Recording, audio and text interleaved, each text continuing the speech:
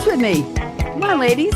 See those moves. Welcome to Read My Lips Radio, goodness. a lively hour of unscripted conversations with savvy creatives. Producer and host, akaRadioRed, asks novelists, artists, photographers, designers, comedians, actors, musicians, composers, screenwriters, Miriam, directors, and technology innovators about their creative passion, inspirational muses, and how they create.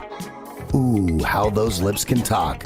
Now, here's akaRadioRed. Thank you very much to the voice of Ryan Treasure, who's got me on the air for years and years and years. I'm Radio Red. It's Monday. Where else would I be? Seriously, this used to be Read My Lips. Now it's the Creativity Show. Happy to be here. I have another name, but everybody's going to call me Red or Radio Red.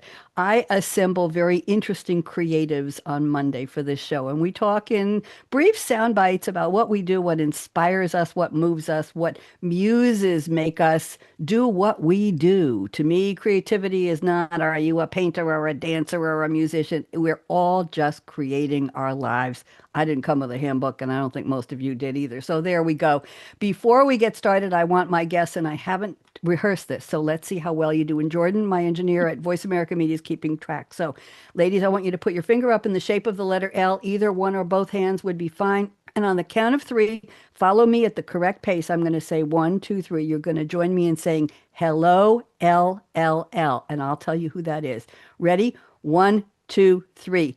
Hello, L, L, L. Jordan, I think we hired the Andrews sisters from like 80 years ago. That was the most. Jordan, put them at the top of the #1 best ever. I don't know what the three. We didn't rehearse this. I didn't even tell you about it, but I'm extremely impressed. So thank you all very much.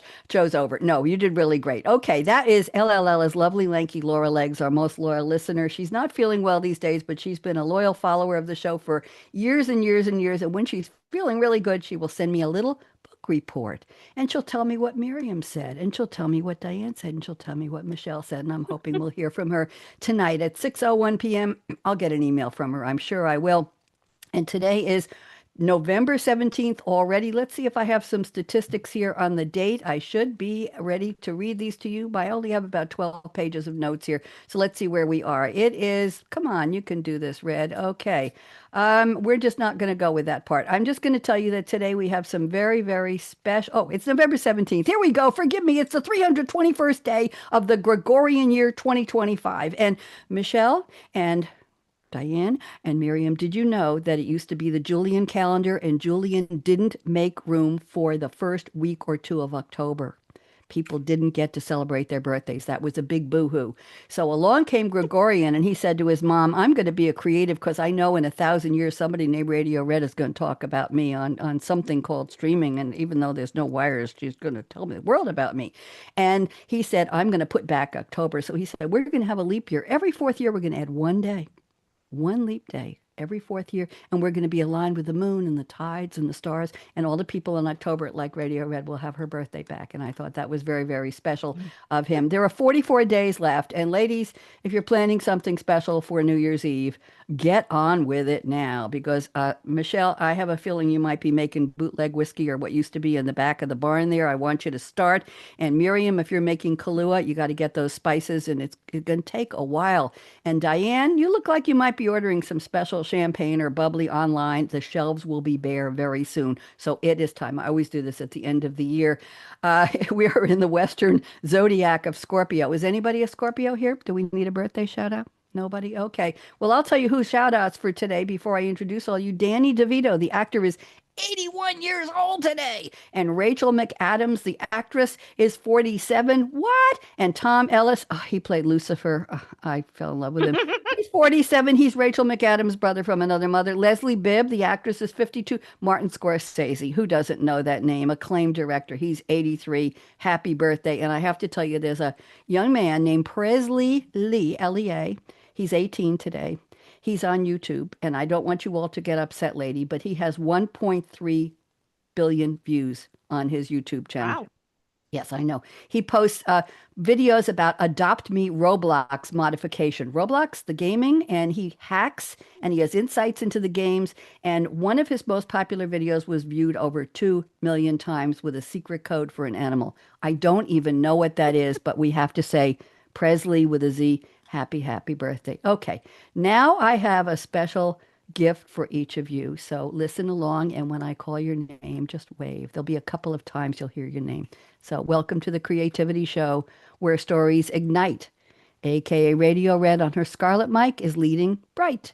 The Feistiness of Creativity takes the stage today. That's in honor of all three of you, where wonder and wisdom are lighting the way. Michelle Clifton, author who hosts Escape Places. Miriam Ortiz y Pino, organizer of People Spaces. Diane Heiler, whose heart sought love once more, share their journeys that spark creativity galore.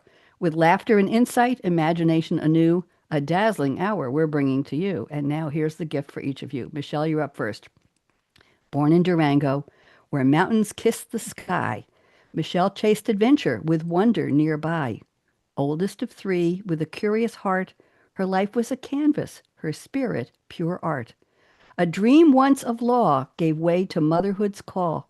Michelle chose love and laughter, her best path of all. From theater lights to the dental chair's gleam, she mastered each role with drive and a dream. Now palm trees replace Colorado's peaks, where salty inspirations is the joy Michelle seeks. Her cozies bring humor where crime might appear, mysteries with heart, wrapped in warmth and cheer. Through stories, events, and the writers she hails, Michelle sails on words and soon on real sails. For her dream is to write as the sea winds drift, a salty sleuth afloat, Michelle's next literary gift. Michelle, I hope you like that. That was beautiful. Oh my gosh, I have goosebumps. Thank you so much. You're very welcome. And now we go to Miriam. Miriam, you ready? All set? Yep. Okay, well, I'm going to read. Here we go. In Taos, Miriam began with bright beads in her hand, a child who saw systems few could understand. From Montessori days to Santa Fe halls, she organized life from classrooms to malls. With music and motion, Miriam's spirit would grow. Flute, cheer, and soccer, her rhythm and flow. A book lover diving through stories each week, mists of Avalon. Magic spoke to the truth Miriam would seek. From marketing paths to pop culture delight, Miriam studied how patterns made chaos take flight. In offices bustling, she'd streamline the strain, then built her own vision, more than organized by name. Now, 25 years later, she's crafting to please. Productivity's purpose, financial ease. She connects what we miss, time, money, and mind, so creativity flows unburdened and refined. Miriam? Thank you. You're welcome. That was lovely. I'm glad. Diane, you ready? You're up I'm next. ready. Okay, here we go. Diane, also with the red hair. Love it, by the way. Here we go. In Dade City's warmth, where friendships stay true, Diane grew up knowing what courage could do. A redhead with spark, full of laughter and art, she led with a smile and her confident heart. A cheerleader, a dreamer with stories to tell, she painted her life in bold colors that swell. From wife and young mother to business success, Diane built her own future through drive and finesse. For 21 years, she sold dreams and keys, a broker of homes and of destinies. Through single mom storms, she stood tall, unafraid, with grace and resilience, her legacy made. Then grief struck her heart, her world redefined. But out of that sorrow, new strength Diane would find. She wrote A Widow's Fire and lit her path once more, a phoenix of passion, desire, renewal, and love to explore. Diane? You honor me. Thank you. I'm very happy you liked it. So gather round where the cool vibes and the cool kids sway as we dive deep into creativity today, aka Radio Red's energy lights the way. We hope to inspire you to live large, to love life, and to play. So ladies, what'd you think? Pretty good? Pretty good. I was not Amazing. expecting it, but it was great. I always do my gifts. I do this on all my shows. I do gifts from, I call these my gifts. And I have a collaborator named Sylvie, and I'll tell you after the show who she is. And we compose these rhymes together. I don't call them poems, I just call them rhyming origin stories. And we work together. And sometimes she leaves some stuff out, and I go back and say, no, no, no, you missed that. I don't like that. And I'll change the rhymes, I'll change the rhythm, all that good stuff. So I'll tell you and probably figure out who she is. So let's go around the table briefly. First, Michelle, then Miriam, and then Diane. And let me find out, is there anything else about your origin story that I didn't include? It was only a 16-line rhyme, for goodness sake. I mean, how could I leave anything out? But Michelle, I'm putting you on speaker view just for a minute or two. And just, is there anything else you'd like to highlight in your life for everybody to know about? Welcome and go ahead. Thank you so much. That was beautiful. You did a great job, honestly. Very good job. The only thing to add to that is, my daughter was a dancer, and that's kind of what put me into the theater industry. The dental industry was first before my kids were born, and then shortly after. Helped me to get very organized and helped me to get creative. I mean, I was backstage managing shows. Talk about lights, camera, action. It was a blast, and it was a piece of my heart that will live forever there. The only other thing that I didn't say is that I did get lucky and marry the love of my life. He's the most amazing husband that I could ever ask for, and he supports all of this creative adventure. So whatever crazy creative thing I decide to do, he's on board 100%. And then my cozy mysteries are becoming my new life as an empty nester. That's wonderful. And tell me briefly, who's that lady behind you, Taryn O'Kelly? Who is she? Taryn O'Kelly is my protagonist. Yes. She is the heroine of my books. She's 26. She's a little bit like I was probably at 26, but maybe a little more bold than I was at doing a few different things. I certainly didn't find any bodies at age 26. So she finds bodies at all of her party planning. She's an event coordinator, Miriam. You should like that. She's all about planning and having everything organized. So when things don't go quite her way, it really throws her for a bit of a loop. And I want to ask you, who designs the covers of your books? I'm looking at the covers and they're just delightful. Who's your designer? Do you do it? I do it, actually. Very, very, very pretty. Very nice. There's so much energy and life in the covers. Life with the word corpses. I'm looking at that. Okay, yeah. But they're very nice. They're jumping off the page, jumping off the background. Very nicely done, Michelle. And Thank welcome, you. welcome, welcome. And let's go to Miriam. Miriam, I'm putting you on speaker view. Welcome. And I'm trying to stay organized here because you're the pro in this field. So, Miriam, tell us a little more about yourself, please. Let's see. Recovering perfectionist, music lover, dancer. I watch a lot of TV, and I simplify things wherever I go. Tell me a little bit more about this organizing. Did you decide to organize because you needed it yourself and you met people who did, or what about it? What's your favorite thing to organize? Give me a little more. I will organize almost anything, but I like stuff because it's very quick and visual. But I end up doing a lot of paper.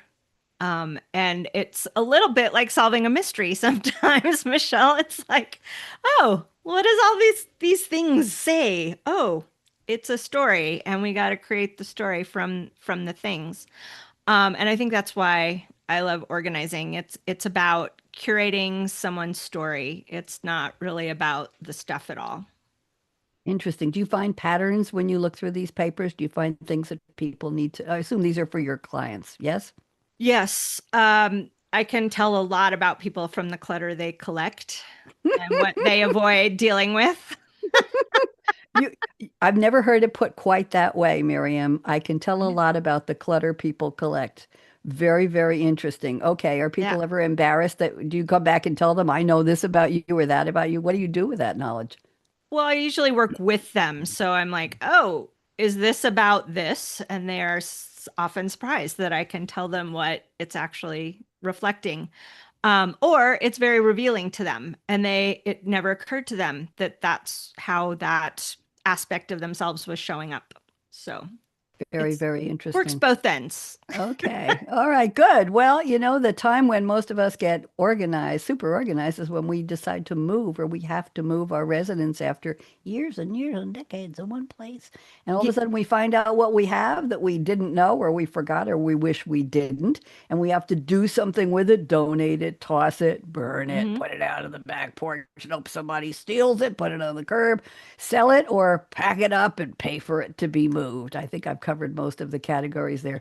Been that, done that several times. And yeah, and people say, oh, you have so much stuff. I say, but I love it all. And we know, who is it? Kondo, Marie Kondo Marie Kondo. with the K. And she'll say, if you haven't used something, what, in 6 months or a year, and you don't want to use it in the next, get rid. Well, that doesn't always work for those of us who are passionate about our things. Right.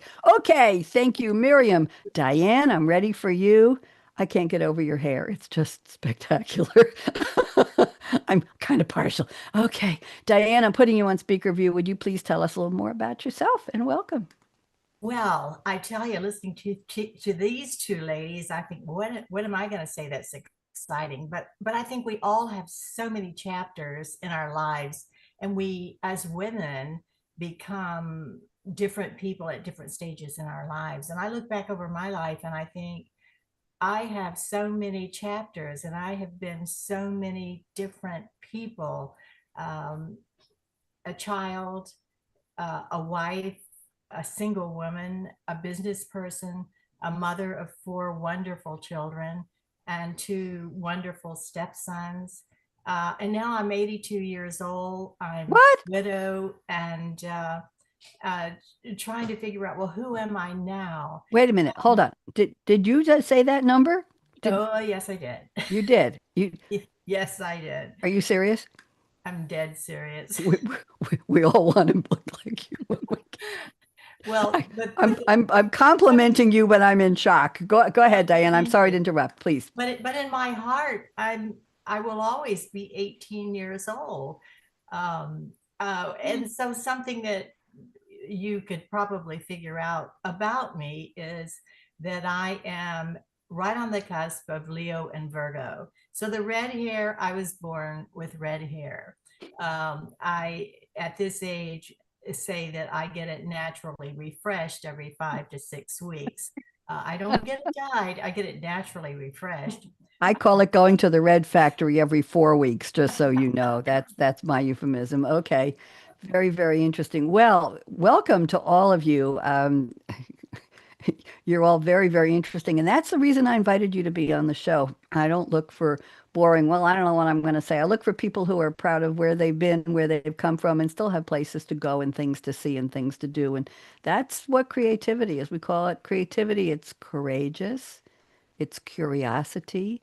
Sometimes it's confidence. Sometimes it's craziness. But I'm on at least my 9th, maybe my 15th career. Let's just go around the table quickly before we go to the next phase. Michelle, how many quote unquote careers have you had? Could you put a number on them loosely? Loosely, I'm going to go with 5. Okay. Well, you're a kid. You're just starting. Miriam, how many careers do you think you've had? I think 7. Okay. All right. That's good. Diane? I have never been asked that, but I think probably 5 or 6 or 7 in that range. Okay. Well, I'm pretty sure I'm on 9 or more. I started out, ladies, you don't know this, but I started out as an early woman in tech, which I didn't know until I was asked to be an intro speaker for National Women's Day 2 years ago for the group Women in Big Data. And I was telling these women who were just a fraction of an age, and I'm not revealing that, but I was asked to talk about my background in technology. I was a mainframe programmer analyst coding in COBOL on a Xerox Sigma 6 CP5 mainframe back in the day when I was key punching 2,080 column Hollerith cards and carrying them around in a box to give to the engineer in the control room. That's what I learned on too. There you go. There you go. But probably a little bit later than me. And then I actually graduated to where we could actually keystroke our code and working in PL1, which is a language most people haven't heard of, on IBM 4341. Then I got into marketing quite by accident. And one day I discovered I spoke English as well as I spoke computer. And I got into marketing by accident. And then all kinds of things started to happen: radio, TV, stand-up comedy, drummer, band MC, and it just keeps going. And painter, artist, it just keeps going. So I'm enjoying this creativity because my philosophy is, and ladies, I have a feeling you all aspire to this or you'll recognize it. When a door opens a little bit or a window, see what's on the other side. Right, Michelle? Right, Diane? Right? Absolutely. There might be something, an opportunity to do something new or fresh or better or different than you're doing right I now. can't So help myself. I there, can't help myself. there If you it's go. there, I'm going to push it open. Exactly. That's the creativity. Leonard Cohen had something about that. I think a crack in the window in one of his poems or one of his Belle. songs. Yes. Very, Beautiful. very Beautiful. famous. So let's go around the table now. Let's talk about, I've asked each of you to send me, please, a fictional quote from a fictional character in a movie or a TV show or a song lyric. And you're going to relate it to your own creativity a little bit. We'll get to the creativity statements later on, but I want to know about the quote. So Michelle, you're up first, and Michelle has quoted a line from the song "When Will My Life Begin" in Rapunzel. Rapunzel, voiced by Mandy Moore in Tangled, the 2010 animated musical fantasy comedy film. Could they squeeze any more genres in there? All they need is a murder and something else. Produced by Walt Disney Animated Studios, loosely based on the German fairy tale Rapunzel, in the collection of folk tales published by the Brothers Grimm. Okay, very, very interesting. Rapunzel is a creative and spirited young princess with magical 70-foot long blonde hair. Did your hair used to be 70-foot long, Michelle? Not 70 foot, but I think I'm at least at a good 3 feet right now. So There you go. Okay, well, I'm aspiring. She's locked in the tower by the villain, Mother Gothel, blah, blah, blah, blah, blah. And then Flynn Rider sees the floating highlights and he helps release her. And the film was the 8th highest grossing film of 2010. There's a franchise, a short film, Tangle Ever After, a video game, a stage musical, a TV show, a live action. Oh my goodness. But I'm going to read a little bit of the lyrics of the song and then I'll get to what you selected, if that's okay with you, Michelle. All right. Listen up, everybody. 7 a.m., the usual morning lineup. Start on the chores and sweep till the floor is all clean. Polish and wax, do laundry and mop and shine up, sweep again, and by then it's like 7:15. So I'll read a book or maybe 2 or 3. I'll add a few new paintings to my gallery. I'll play guitar and knit and cook and basically just wonder, when will my life begin? Then after lunch, it's puzzles and darts and baking, paper mache, a bit of ballet and classes, and chess, pottery and ventriloquy, candle making. Then I'll stretch, maybe sketch, take a climb, sew a dress. And here's the line Michelle has picked. And I'll reread the books if I have time to spare. I'm going to stop there. I hope that was okay with you. Okay, Michelle, tell us, how did you pick that and what does this have to do with your creativity? I love the song, by the way. Go. Honestly, the song is very fitting to me. When the movie first came out, my husband would say that when he'd come home from work, because I actually stayed at home with my kids. I homeschooled my kids, but then also worked a almost full-time job in the evenings. And so he would actually say that when the song came out, he's like, I think this is you. You are the legit Rapunzel. I could never do what you do in one day. And so the song kind of became my personal theme song over the years. And I kind of feel that way when it comes to all the creativity, because gosh, there are so many things I want to learn to do, so many things that I have a passion for, and I feel like there's just never going to be enough time to do it all. So I just dabble a little bit of everything that I possibly can. But the last line, the reread the books if I have time to spare, is just more of a attempting to slow down for just a minute, because even though life is so chaotic and I am interested in so many things, and I do feel like I live and breathe that song, at least when my kids were little, for sure. You just want to take a moment, be thankful for what you have, and attempt to just calm yourself for a second and look at all the wonderful things around you. I like that. And I'm going to wrap a little something around that. You're being creative about your creativity. What do you think? Love it. Love it. Yeah. Yeah. Okay, good. I'm glad. You don't have to agree with everything I say, by the way, but it's nice when you do. Okay. Miriam, I told you I used to do stand up. Now I just try to be funny sitting down. Once in a while, I'm good at it. Miriam, thank you, Michelle. Miriam is quoting from Buckaroo Banzai, played by Peter Weller in the 1984 adventure sci-fi comedy film. Boy, we're clumping all these genres together. The Adventures of Buckaroo Banzai Across the Eighth Dimension. That was a long title. Peter Weller, Ellen Barkin was in it, John Lithgow, Jeff Goldblum, Christopher Lloyd, Rosalind Cash. Oh my goodness, I can't even running out of time just making the list here.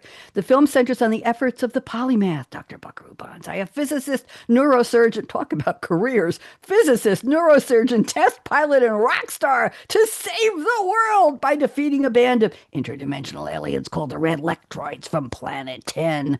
I'm going to stop right there. It's been adapted like Rapunzel was for books, comics, video games, and had a cult following. And here is the quote Miriam has selected. Don't be mean. No matter where you go, there you are. Oh, there must be a parable in there somewhere. Miriam, how'd you pick this one and what does it mean to you? Go.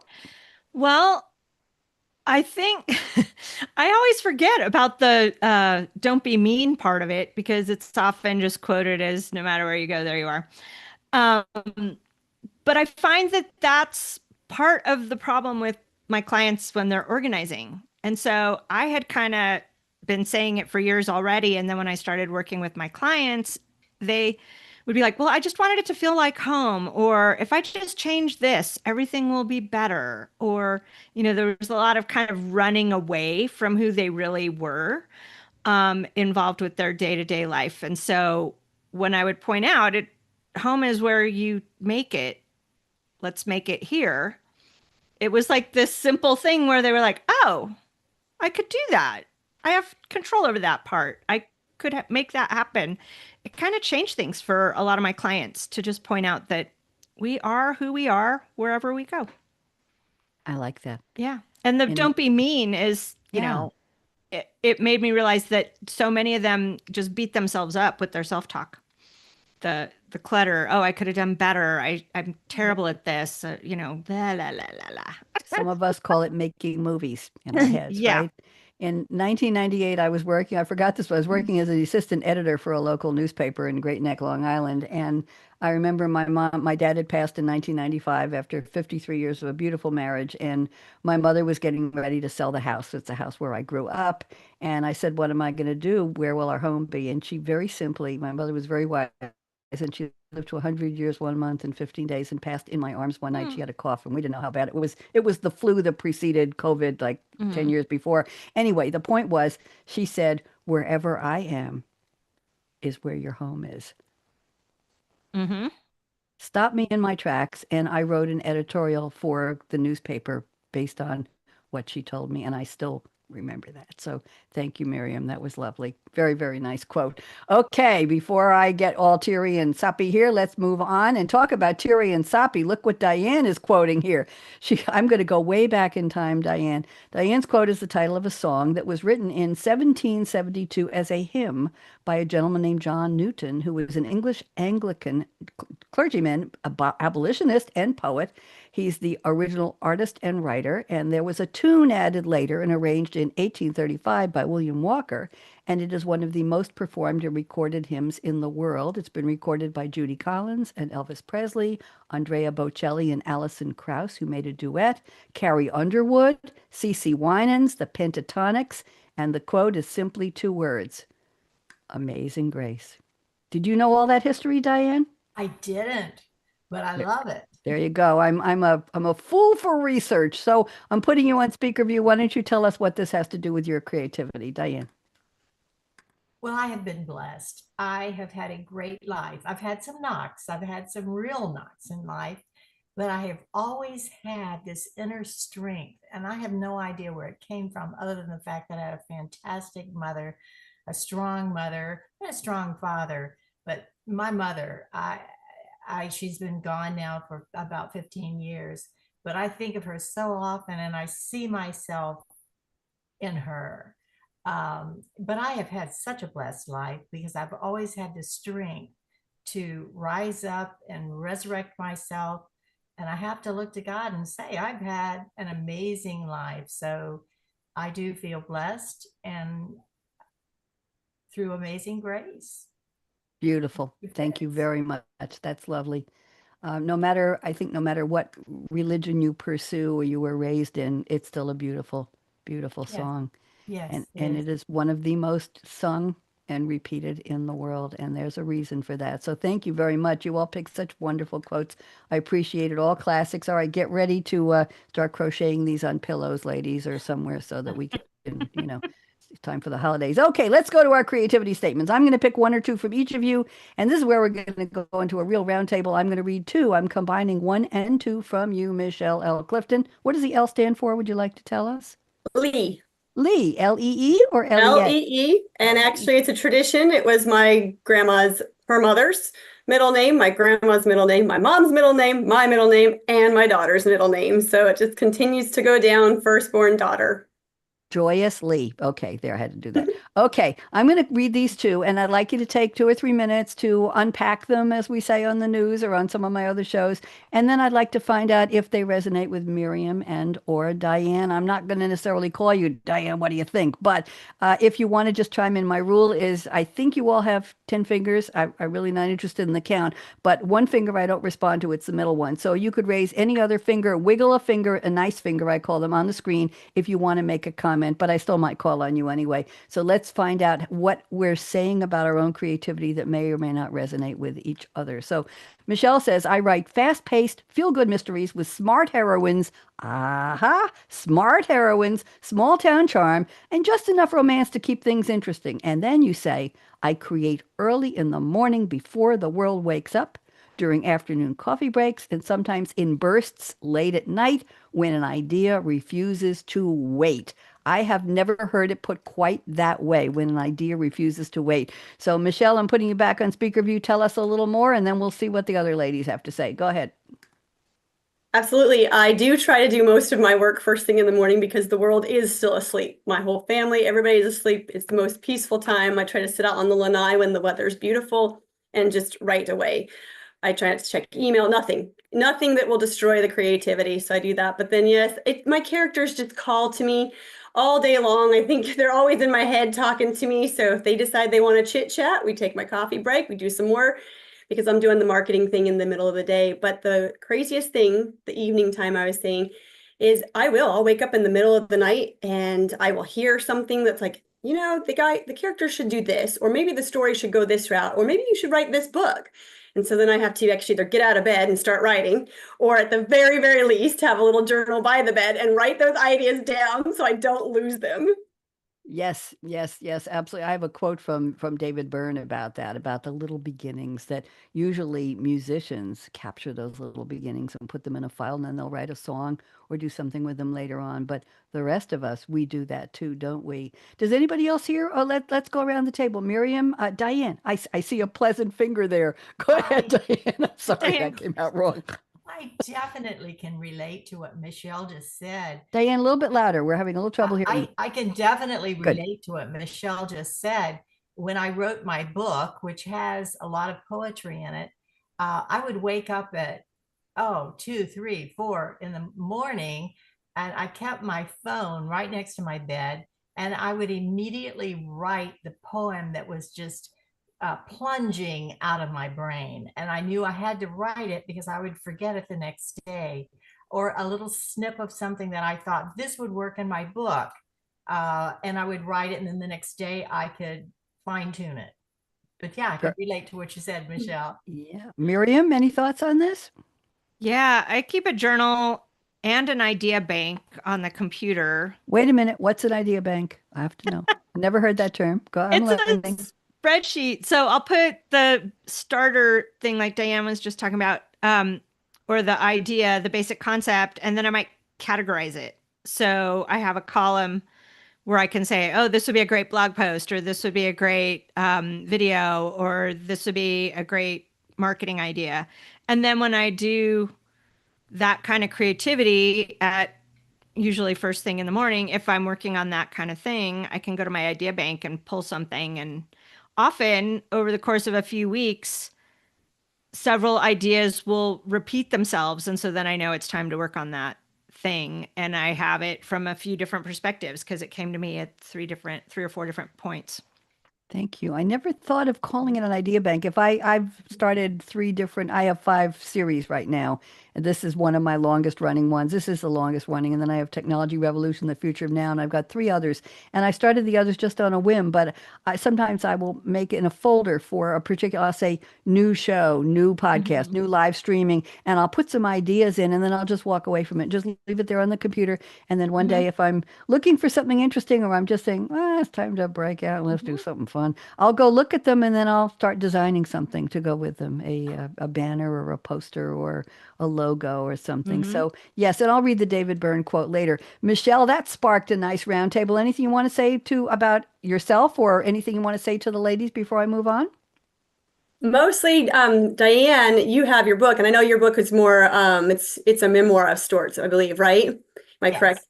Yeah, so it's not a character-based one, obviously, but I was going to say when you're doing fiction writing, the characters do talk to you. They're in your mind, and it's so funny because you want to try to write something, and if they don't like what you're trying to write, they won't talk to you. They go silent. It's like, by the way, we don't like what's going on. Or you'll be writing and they'll come up with an entirely new twist. It's almost like having like 5 people in my head. I know that sounds crazy, but it's a true statement. They get very attached to the project we're working on together, and they will let you know where to go. It's not crazy. I call it channeling. I've written some romantic comedy plays, and the characters told me everything, what they look like, what they dress like, what their moods were, what they were saying. Diane, go. What do you want to say? Michelle, I also paint portraits. And what you've just said clicks with me. When I paint someone's portrait, it's almost like I become who they are. And the paintbrush paints them and I feel them. They're me, I am them. Wow. And that's interesting that you're saying your characters are talking to you, and it's almost like my portrait is talking to me. Fascinating. Fascinating. This is why I do the roundtable, because there's so many things that we learn about each other that we're really learning about ourselves. Thank you so much. I'm going to go to Miriam now. Let's see what we can glean from this. And there's something in here I had to put in here, Miriam, and I still don't know what it is fully. Miriam says, sometimes it looks like a lot like 3D Tetris. And you've got to, sorry, I vaguely know how I arrange things in a space. I create peace of mind, knowledge, power, and ease with this process. And then I'm going to add your statement number 4. You say, there is so much unrealized creativity in planning ahead. I imagine it, then I reverse engineer it. I'm going to stop right there. Very, very interesting. Imagining and reverse engineering. Miriam, why don't you unpack this for us, please? Start with the Tetris, please. I forgot that's what I wrote.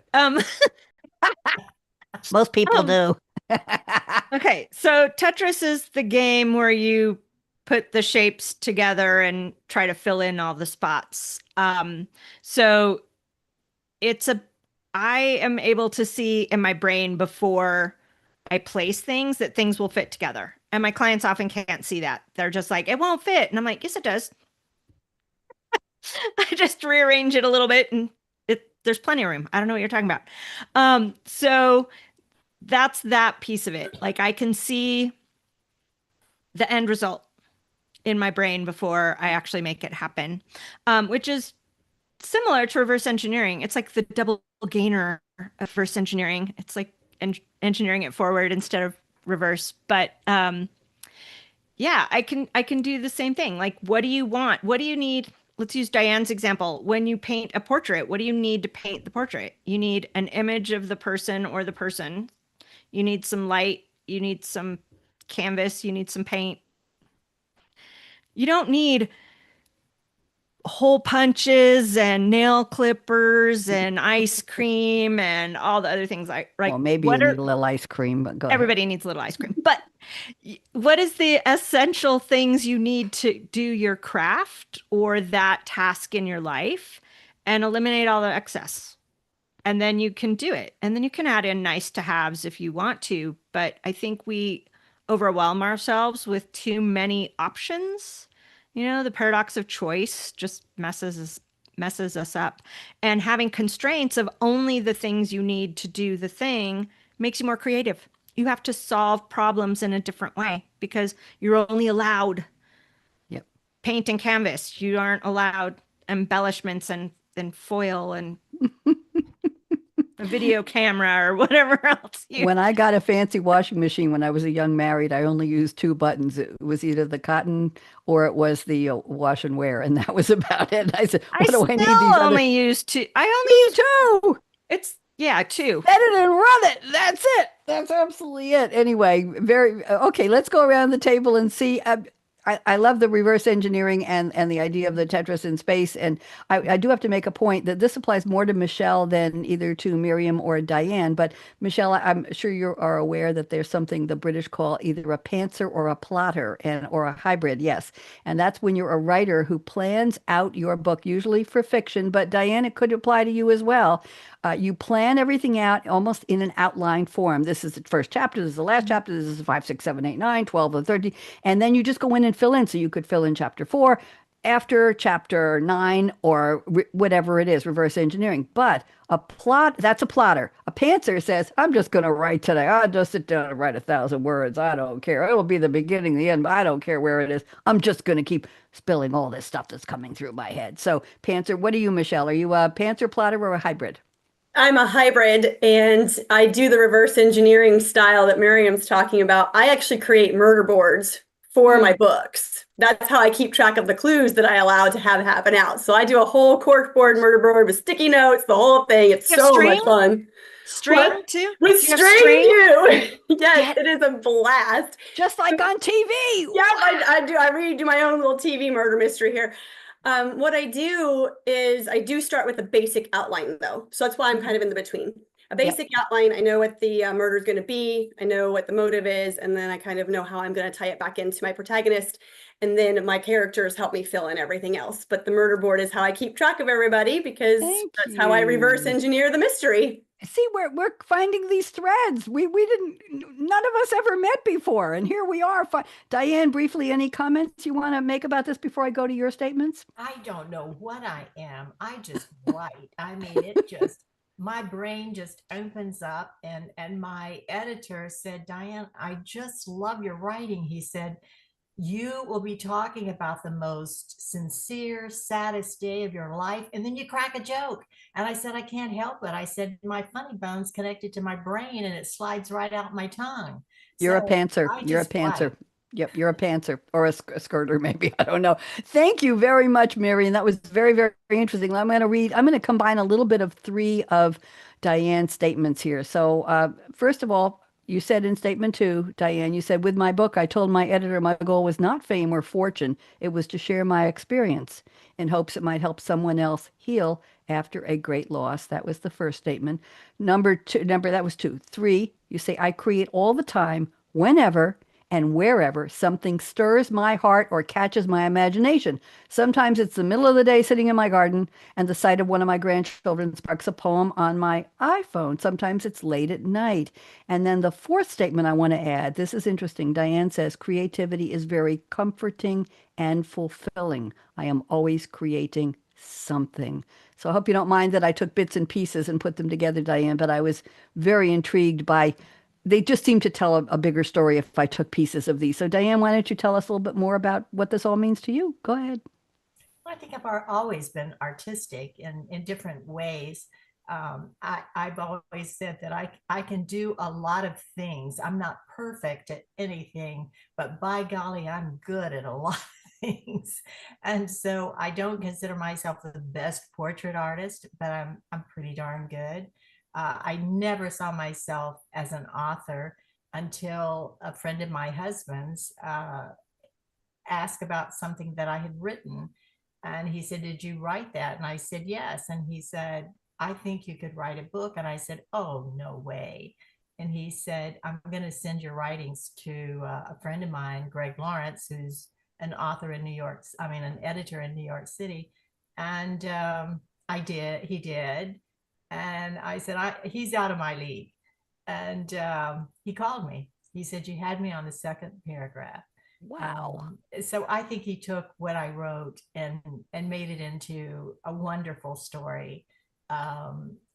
I've read it so many times. I said to him at the very end, I said, I can't imagine anybody paying money for this. I said, this is my story, and I'm tired of reading it myself. But I've had great reviews, great response, and the book is doing well.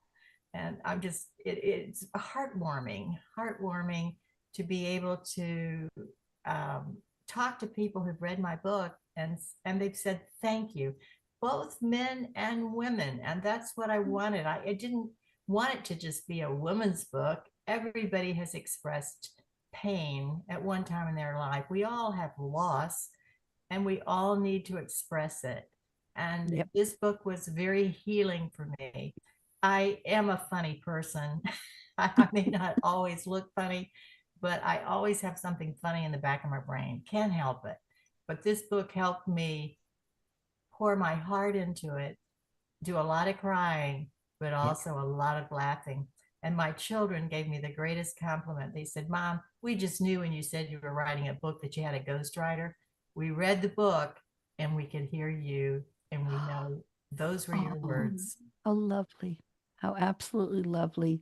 When we pour our heart through our words, when our words channel our heart, there's something very real. A lot of people say, be authentic, be yourself. You know, the old quote, be yourself, everybody else is taken. Oscar Wilde. Well, you know what? I call that real deal with a hyphen, real dash deal. I'm tired of the word authentic. Be authentic. Well, what the heck does that mean? Be the real deal. Be who you really are, Diane, and who you really are, Michelle, and who you really are, Miriam. And I think that's when we are at our best. Miriam and Michelle, do you have any comments on what Diane shared about you're putting your heart into your words, and even you, Michelle, with your made up stories? There's got to be your heart's got to be into that. And Miriam, I'm sure when you put your heart into helping your clients see the patterns of their life and figure out their own archaeology, if you will, I got that from one of your statements. You're putting your heart into it. So, Michelle, you want to go first? Comment on Diane. We have a few minutes left. Go ahead.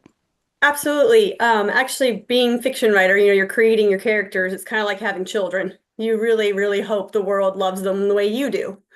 Um, I was at a kids event one time. It was a kids talent show, and there were some talent show pieces that were a little, not the best. But I had this one mother who turned to me and she says, some of these are only a mother could love. We laughed. It was funny. It was cute. The kids were putting themselves out there and you would never say anything to them. But there is a level of that fear when you create anything. I mean, I'm sure it's with painting, with even organizing and hoping that your clients are happy. That imposter syndrome can be difficult to deal with. Absolutely. I took drum lessons just because I had a friend who was playing the drums, and I said I couldn't be any worse than she is. I'm sorry. I never tell her that. But anyway, I did. And all of a sudden I said, then what am I going to do with this? I'm coming every Saturday. It wasn't very expensive. I said, I'm taking drum lessons. I'm traveling an hour each way. What am I going to do with it? They said, oh, we have a space in it was School of Rock. One of our adult bands needs a new drummer. Do you want to do it? I said, sure. So I started going on Monday nights, and the teacher refused to use my name. And he'd say, she's going to do this, her's going to do that, she's going to do that, they'll do that. It's like, what? Anyway, they made me make up the ending for two very long rock songs, which was crazy because I'd only been taking lessons for 6 weeks. At about 10 weeks, I was on stage at a place called Motorco in Durham, North Carolina. They had 9 bands that day. All the parents were there and friends. A friend brought me there, and I was on stage with an 8-piece adult band playing Dream On by Aerosmith.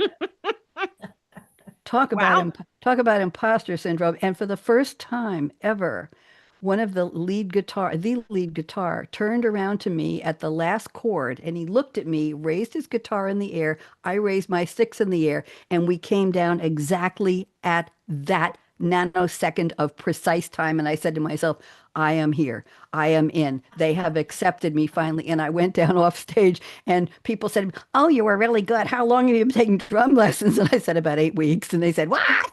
Anyway, got rid of the imposter syndrome. No, it didn't. Anyway, anybody else? Miriam, you want to say something about Diane? And then I'm going to close with a couple of quotes here. Diane, Yeah, Miriam? I'm just the statement your kids made about we hear you. That is so touching, and so like that's got to be the highest compliment ever.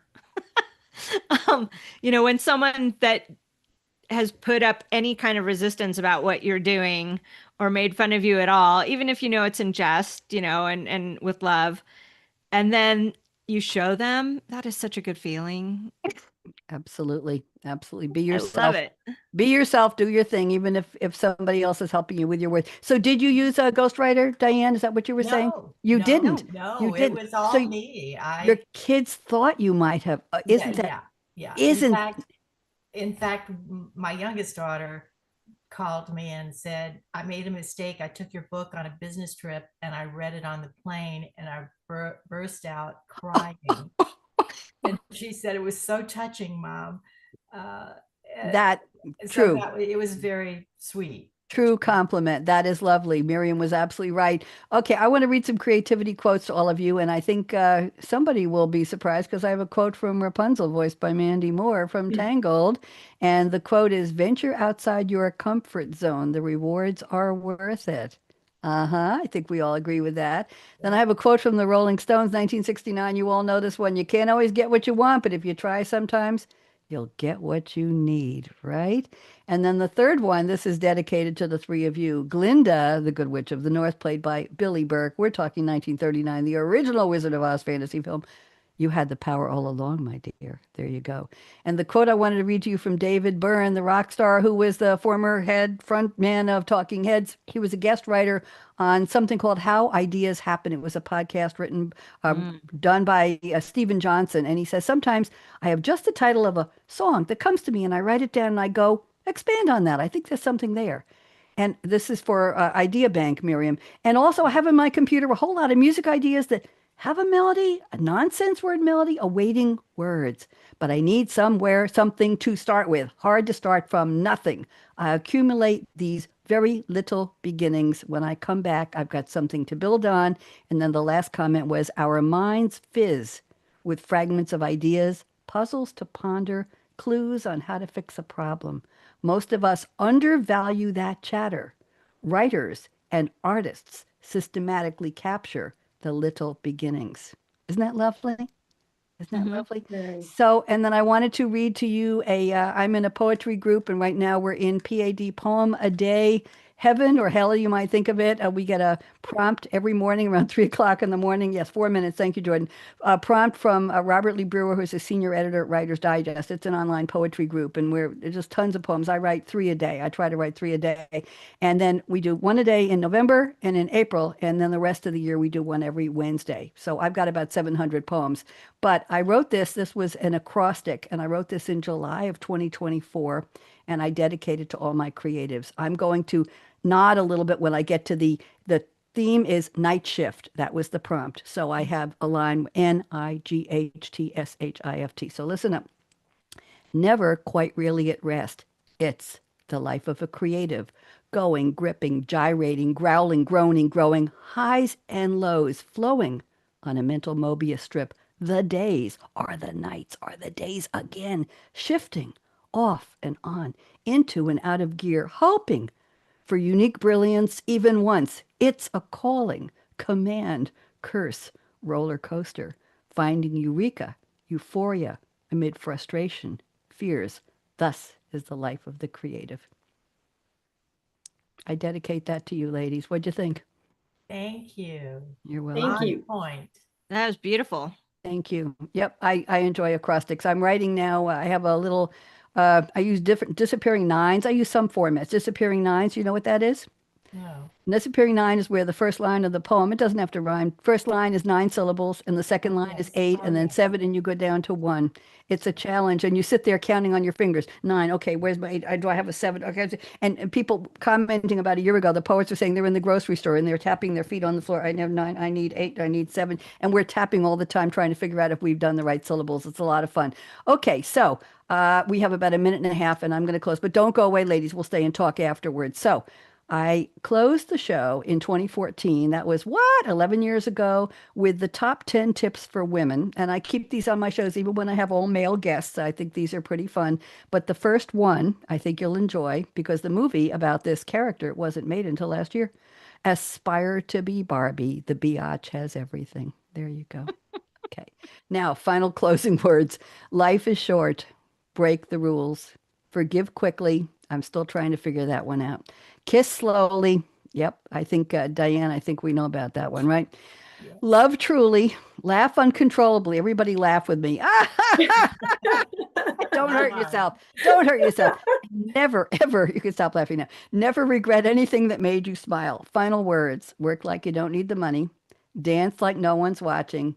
Ladies, when I was teaching disco in a high school cafeteria on a Formica tabletop before I made them build a wooden stage for me in front of 250 students in my You Should Be Dancing class, I taught with a boyfriend at the time. What a pain that was. He made $4.50 an hour. I made $2.17 because he booked me as his assistant. Hello, that's what adult ed did in those days. Everybody watched. I had some legs and I never fell, but they were all watching. Okay, dance like no one's watching. I wanted them to watch. Sing like nobody's listening. I tried not to sing today. I didn't sing too much. Love like you've never been hurt. We all have. Let your heart regrow, regenerate, regroove. Come back and learn to love again. Money talks, chocolate sings. La! I allow myself to do that every week, Michelle. And last but not least, Radio Red says, thank you for turning me on. And I stole that line from somebody else, and I'm going to play the outro. On Read My Lips Radio, let's dance a producer little and more. host, aka Radio Red, invites you to eavesdrop on her live, unscripted conversations with smart, savvy, creative people as she discovers what makes them tick, where they find their inspiration, when creativity first became their passion, and how their creative process can inspire the rest of us to think out of the box. Enjoy, aka Radio Red's always lively, cool conversations with creatives. Oh, how those lips can talk. Thank you, Ryan Treasure, and thank you to Jordan, our engineer on the Voice America Media Empowerment Channel. I'm aka Radio Red. Thank you to Michelle. Thank you to Miriam. Thank you to Diane. Everybody wave goodbye.